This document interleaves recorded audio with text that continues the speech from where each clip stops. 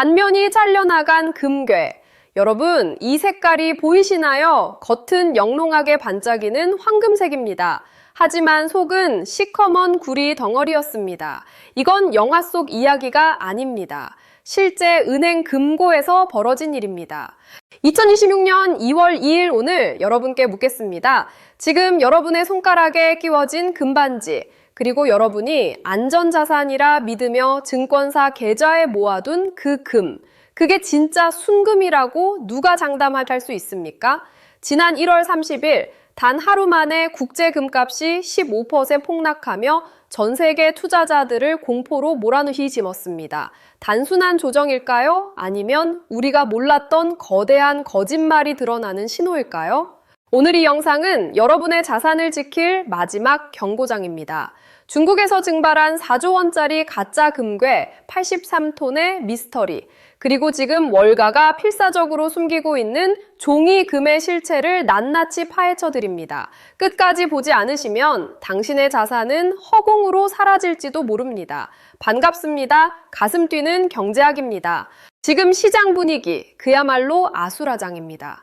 지난주였죠. 1월 27일 트럼프 대통령이 기자들 앞에서 달러 가치가 떨어지는 게 아주 좋다는 폭탄 발언을 던졌습니다. 시장에는 즉각적인 발작이 일어났고 다음 날 스콧 베센트 재무장관이 부랴부랴 등판해 강달러를 지지한다며 진화에 나섰지만 이미 엎질러진 물이었습니다. 신뢰는 깨졌고 시장의 공포지수는 치솟았습니다. 그리고 운명의 1월 30일 금요일 안전자산의 왕이라 불리는 금값이 하루아침에 15%나 무너져 내렸습니다. 많은 분들이 댓글로 물어보십니다. 작가님, 전쟁도 안 끝났고 경제도 불안한데 왜 금값이 떨어지나요? 이거 팔아야 하나요? 결론부터 말씀드리겠습니다. 지금은 절대 팔 때가 아닙니다. 오히려 이 폭락 뒤에 숨겨진 검은 손의 의도를 읽으셔야 합니다. 오늘 영상은 단순한 시황 분석이 아닙니다. 금융 역사상 가장 대담했던 사기극을 통해 현재의 시장을 해부하고 2026년 대한민국에서 내 돈을 지키기 위해 당장 무엇을 해야 하는지 알려드리는 생존 지침서입니다. 딱 1시간만 투자하십시오. 금에 대한 여러분의 관점이 송두리째 바뀔 것입니다. 자, 시계를 잠시 2020년으로 돌려보겠습니다. 지금 우리가 겪고 있는 이 금값의 기이한 움직임을 이해하려면 반드시 이 사건을 먼저 뜯어봐야 하거든요. 바로 금융 역사상 가장 치밀하고 대담했던 사기, 나스닥 상장사 킹골드의 83톤 가짜 금고의 사건입니다. 사건의 발단은 아주 사소한 의심에서 시작됐습니다. 2020년 2월 중국의 금융사인 동관신탁은 킹골드 측에 대출해준 자금을 회수하려 했습니다. 하지만 킹골드 측은 돈이 없다며 배째라는 식으로 나왔죠. 동관신탁은 담보로 잡혀있던 금괴를 처분하기 위해 창고를 엽니다. 담보물은 무려 83톤, 당시 시세로 200억 위안, 한국 돈으로 약 4조 원에 달하는 어마어마한 양이었습니다. 절차상 담보물을 처분하려면 감정을 다시 거쳐야 합니다. 직원들은 무작위로 금괴 하나를 꺼내 비파고의 검사 장비, 즉 엑스레이 투시기 안에 넣었습니다. 여기서 첫 번째 충격이 터집니다. 화면에 뜬 성분 분석 그래프가 요동치기 시작한 겁니다. 이거 밀도가 이상한데요? 분명 99% 순금이라면 균일하게 나와야 할 데이터가 금괴의 중심부에서 불규칙한 파장을 보였습니다. 현장은 순식간에 얼어붙었습니다. 책임자는 떨리는 목소리로 지시했습니다.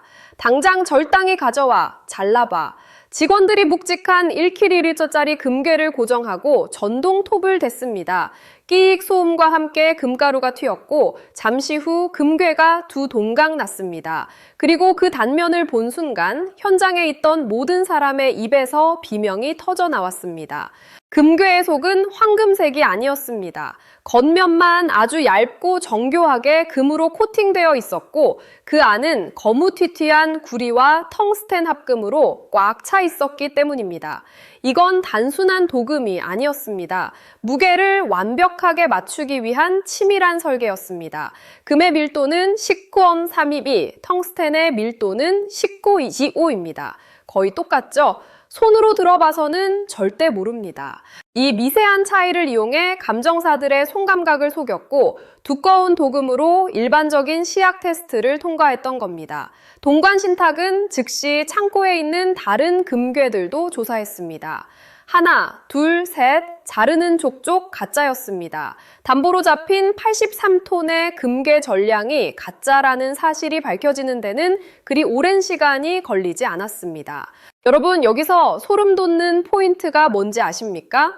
이 사기극에 당한 게 동네 전당포가 아니라는 점입니다. 중국공상은행, 중국건설은행 등 이름만 대면 알만한 초대형 국영은행과 금융기관 14곳이 줄줄이 엮여 있었습니다. 도대체 어떻게 나스닥에 상장까지 된 기업이 그것도 14개의 엘리트 금융기관을 상대로 5년 넘게 사기를 칠 수 있었을까요? 이 사건의 핵심은 금이 아니라 맹신에 있습니다. 킹골드의 회장, 자즈우는 군 출신으로 막강한 인맥을 자랑하는 인물이었습니다. 그는 아주 영리한 신뢰의 삼각지대를 설계했습니다. 첫째, 초기 감정 단계에서 킹골드가 지정한 감정기관은 금괴의 속을 뜯어보지 않았습니다. 겉면의 순도와 무게만 체크했죠. 샘플링 검사조차 제대로 이뤄지지 않았다는 의혹이 있습니다. 둘째, 이게 결정타였습니다. 중국 최대 국영보험사인 PICC가 이 담보물에 대해 보험을 들어줬습니다. 은행들은 생각했겠죠. 설마 국영보험사가 보증하는데 가짜겠어? 문제 생기면 보험금 받으면 되지. 셋째, 은행 직원들은 창고에 쌓인 금괴의 번쩍이는 빛깔과 서류상의 도장만 믿었습니다. 아무도 이거 진짜 금 맞아요? 라고 묻지 않았습니다. 질문하지 않는 문화가 4조 원을 삼킨 겁니다.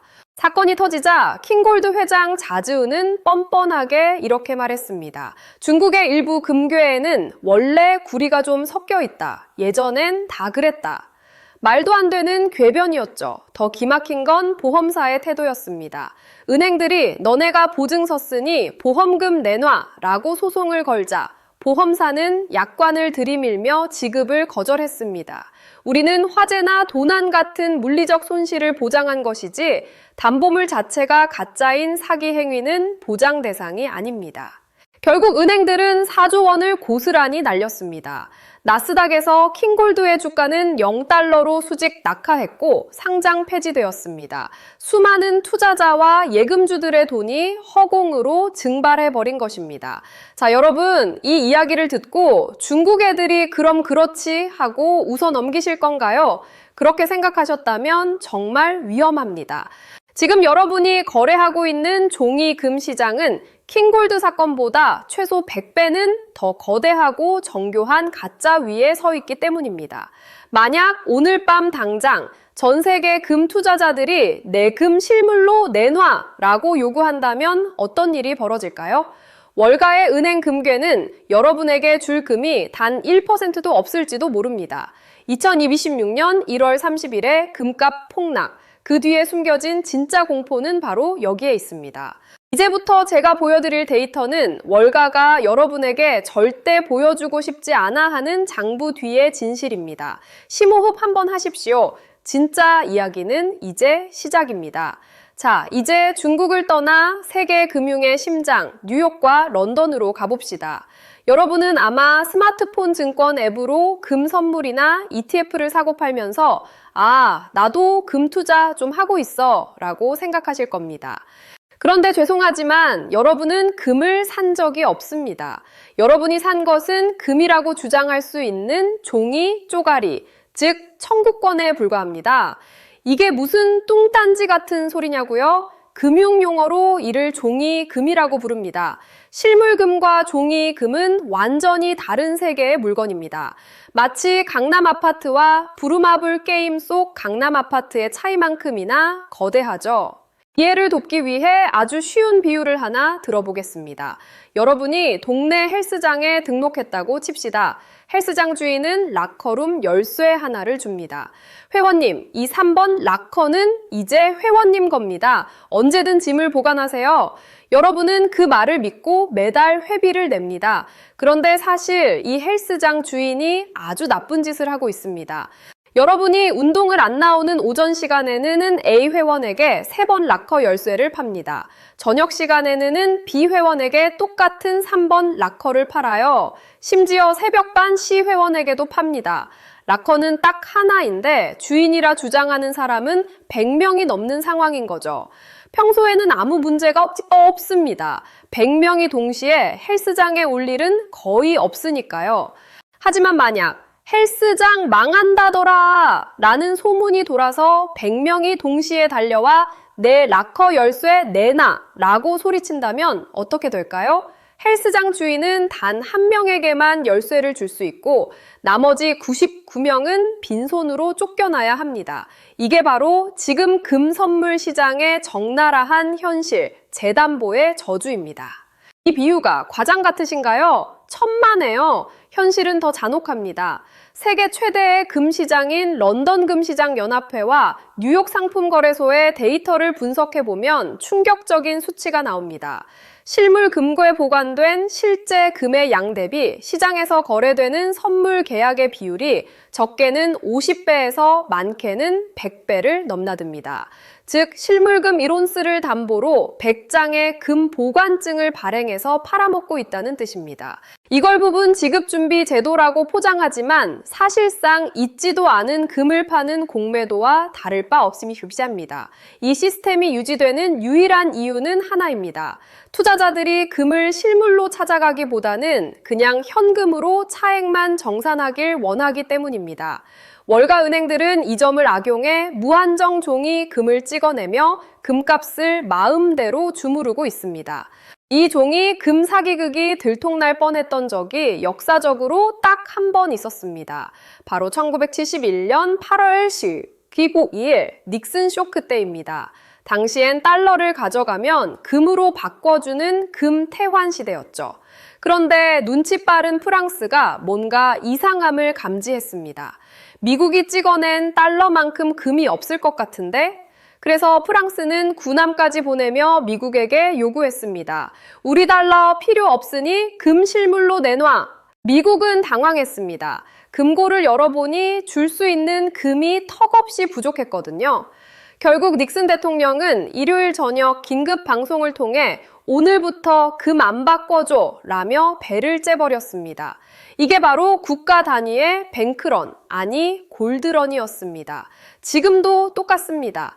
만약 이번 1월 30일 폭락 사태로 겁을 먹은 큰손들이 종이 쪼가리 못 믿겠다, 실물 금괴로 인출해달라고 요구하기 시작한다면 월가의 금융 시스템은 그 즉시 마비될 겁니다. 그래서 그들은 필사적으로 금값을 떨어뜨려야만 합니다. 사람들이 금에 관심을 끄게 만들어야 하니까요. 그렇다면 2026년 1월 30일 금요일 그날의 폭락은 어떻게 일어났을까요? 단순히 사람들이 금을 많이 팔아서 가격이 떨어진 걸까요? 아닙니다. 이건 인간이 한 짓이 아닙니다. 범인은 바로 HFT, 고빈도 매매 알고리즘입니다. 월가의 대형 투자은행들은 슈퍼컴퓨터를 이용해 0.01초 단위로 시장을 감시합니다. 이 기계들의 목표는 단 하나입니다. 주요 지지선을 붕괴시켜 패닉셀을 유도하는 것. 1월 30일 상황을 복기해 보겠습니다. 금값이 온스당 5,500달러라는 심리적 지지선에 걸쳐 있었습니다. 이때 누군가가 의도적으로 대량의 매도 물량을 던져 5,500달러를 아주 살짝 깨버립니다. 그 순간 전 세계에 흩어져 있던 수천 개의 HFT 알고리즘이 동시에 반응합니다. 비상, 지지선, 붕괴, 매도, 매도, 매도. 인간 트레이더가 커피 한 모금 마시고 마우스를 잡기도 전에 기계들은 수만 건의 매도 주문을 쏟아부었습니다. 5,500달러가 5,400달러가 되고 5,300달러가 되는데 걸린 시간은 고작 몇 분이었습니다. 이걸 플래시 크래시라고 부릅니다. 순식간에 가격이 증발하는 현상이죠. 가격이 떨어지자 더 끔찍한 일이 벌어집니다. 바로 강제청산의 연쇄 작용입니다. 금값이 계속 오를 줄 알고 20배, 50배 레버리지를 써서 매수 포지션을 잡았던 개미 투자자들의 계좌가 터져나가기 시작합니다. 증권사 시스템은 담보금이 부족해진 계좌의 금을 강제로 시장가에 던져버립니다. 이 물량이 나오니 가격은 더 떨어지고 더 떨어지니 또 다른 계좌가 터지고 악순환의 고리가 완성되는 겁니다. 그런데 여러분, 이렇게 바닥에 피가 낭자할 때 조용히 미소 짓는 자들이 있습니다.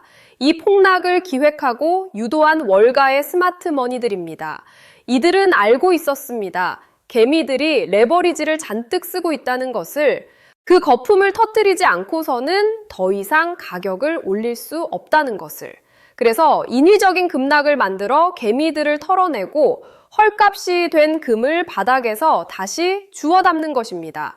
이것이 주식과 코인, 원자재 시장에서 수백 년간 반복되어 온 베어 트랩의 정체입니다. 자, 여기서 정말 이상한 점이 하나 있습니다. 월가가 이렇게 무리수를 두면서까지 금값을 떨어뜨려야 했던 이유가 뭘까요?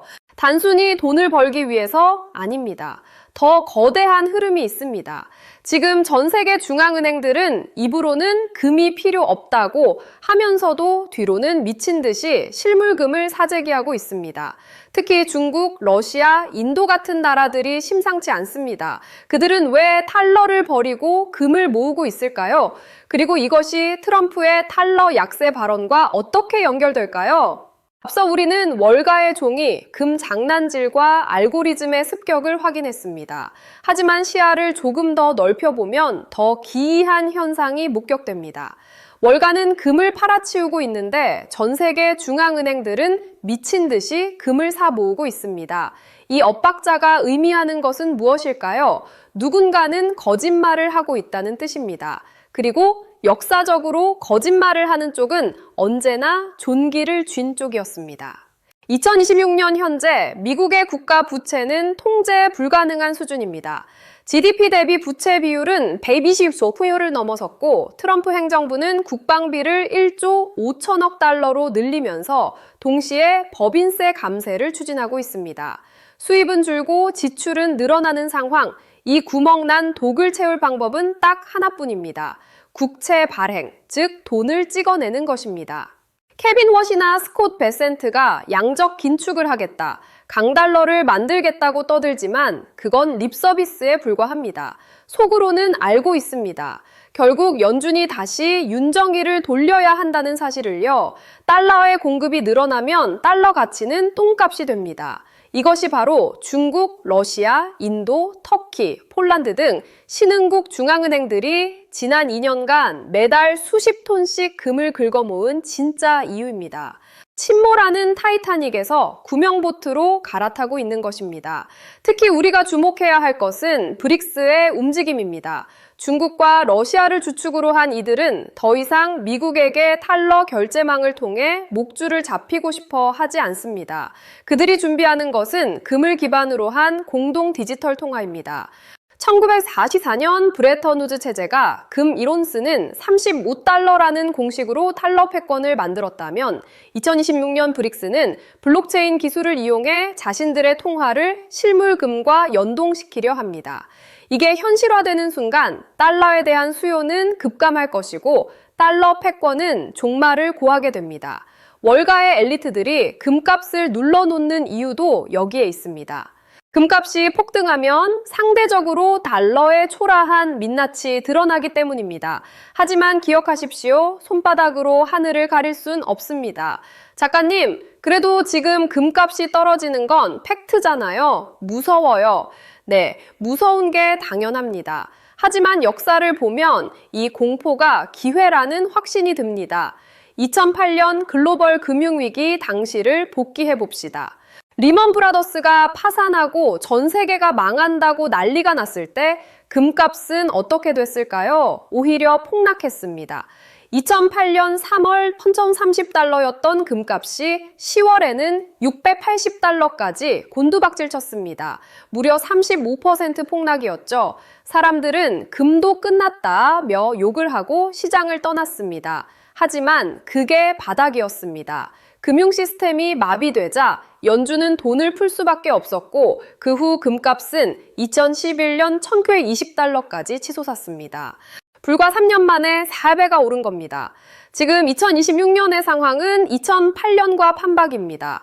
위기가 닥치면 현금, 즉 달러를 확보하려는 수요 때문에 일시적으로 모든 자산이 다 떨어집니다. 금도 예외는 아니죠. 하지만 이 유동성 위기가 지나고 통화 가치 하락이 시작되는 순간 금은 그 어떤 자산보다 강력하게 튀어오를 것입니다. 지금의 하락은 대세 상승 직전에 개미들을 털어내는 마지막 통행료인 셈입니다. 자, 이제 시선을 우리 대한민국으로 돌려봅시다. 남의 나라 이야기할 때가 아닙니다. 우리 발등에 불이 떨어졌거든요. 한국은행이 보유한 금의 양은 104톤입니다. 이게 어느 정도인지 감이 안 오시죠? 전 세계 순위로는 30위권 바뀌고 우리보다 경제 규모가 작은 대만이나 터키보다도 적습니다. 전체 외환 보유액 중에서 금이 차지하는 비중은 고작 1.7%에 불과합니다. 미국, 독일, 프랑스는 60.70% 이상인데 반해 너무 초라한 수치입니다. 왜 한국은행은 금을 안 살까요? 이창용 총재를 비롯한 한국은행의 입장은 이렇습니다. 금은 이자가 안 붙는다. 그리고 급할 때 현금화하기 어렵다. 일리가 있는 말입니다. 한국은 수출로 먹고 사는 나라고 위기가 오면 당장 갚아야 할 달러 빚이 많으니까요. 하지만 이게 치명적인 약점이 될 수 있습니다. 미국 국채는 결국 달러입니다. 달러 가치가 폭락하면 한국의 외환 보유액 실질 가치도 같이 녹아내립니다. 우리는 지금 달러 몰빵 투자를 하고 있는 셈입니다. 국가적 차원의 리스크 관리가 전혀 안 되어 있다는 뜻이죠. 여기서 한국 투자자들에게 아주 흥미롭고 중요한 현상이 발생합니다. 1월 30일 국제 금값은 15%나 폭락했는데 한국 금거래소 시세를 보면 그만큼 안 떨어졌습니다. 대략 10% 정도 하락에 그쳤죠. 왜 그럴까요? 한국 금장수가 폭리를 취해서 아닙니다. 바로 환율 때문입니다. 금의 국제 시세는 달러로 책정됩니다. 하지만 우리는 한국에서 원화로 금을 사죠. 지금 시장이 불안해지니까 외국인 자금이 한국을 빠져나가면서 환율이 폭등하고 있습니다. 1달러당 1,450원이던 환율이 순식간에 1,410원까지 치솟았습니다. 국제 금값이 떨어져도 환율이 오르면 그 충격이 상쇄되는 겁니다. 이거를 환율 쿠션 또는 자연 해지 효과라고 합니다. 이게 무슨 뜻일까요? 한국 사람에게 금은 단순한 투자 상품이 아니라 원화 가치 하락을 방어하는 방패라는 겁니다. 만약 제2의 IMF 사태가 와서 환율이 1,600원, 2,000원까지 간다고 상상해 보십시오. 주식은 반토막 나고 부동산은 거래 절벽이 오겠지만 금값은 환율이 오르는 만큼 같이 오르기 때문에 내 구매력을 지켜줍니다. 그래서 한국인이라면 포트폴리오의 일정 부분은 반드시 금이나 달러 같은 외화 자산으로 가지고 있어야 합니다. 이건 수익의 문제가 아니라 생존의 문제입니다. 지금 1,480원 환율이 비싸 보이나요? 1997년 IMF 때 환율은 2,000원을 넘었습니다. 위기는 예고 없이 찾아옵니다. 그리고 그때가 되면 원화는 그냥 종이, 조각일 뿐입니다. 자, 이제 펜과 종이를 준비하세요. 지금부터 말씀드릴 내용은 유료 강의에서도 잘 안 알려주는 세금은 0원으로 줄이고 수익은 극대화하는 실전 투자 전략입니다. 여러분의 소중한 종잣돈 1억 원이 있다고 가정하고 가장 현명하게 금을 사는 방법을 하나씩 뜯어보겠습니다. 한국에서 금에 투자하는 방법은 크게 4가지가 있는데 각각의 장단점을 확실히 아셔야 합니다. 첫째, 골드바 실물 구매입니다. 진짜 금괴를 내 손에 쥘 수 있어 심리적 만족감은 최고지만 사자마자 부가가치세 10%와 수수료 때문에 약 15% 손해를 보고 시작합니다. 전쟁 같은 극한 상황을 대비한 비상금 용도로는 좋지만 당위 투자용으로는 비추천입니다. 둘째, 시중은행의 금 통장입니다. 간편하긴 하지만 매매 차익에 대해 15.4%의 배당소득세를 떼고 거래 수수료도 높습니다. 사실상 은행 배만 불려주는 상품일 수 있습니다. 셋째, 주식시장에 상장된 금 ETF나 펀드입니다. 쉽게 사고 팔 수 있지만 역시나 매매 차익에 대해 15.4% 세금을 내거나 해외 ETF의 경우 22%의 양도소득세를 내야 합니다. 세금이 너무 셉니다. 넷째, 제가 가장 강력하게 추천하는 KRX 금시장입니다. 한국거래소가 운영하는 시장으로 증권사 앱에서 주식처럼 거래할 수 있습니다. 가장 큰 장점은 매매 차익에 대한 세금이 0원이라는 겁니다. 부가세도 없고 수수료도 0.3% 수준으로 매우 낮습니다. 금융소득 종합과세에서 떼요 제외됩니다. 투자가 목적이라면 무조건 KLX 금시장이 정답입니다. 여기서 꿀팁 하나 더 나갑니다. 작가님, 저는 자식한테 재산을 좀 물려주고 싶은데 세금이 걱정이에요.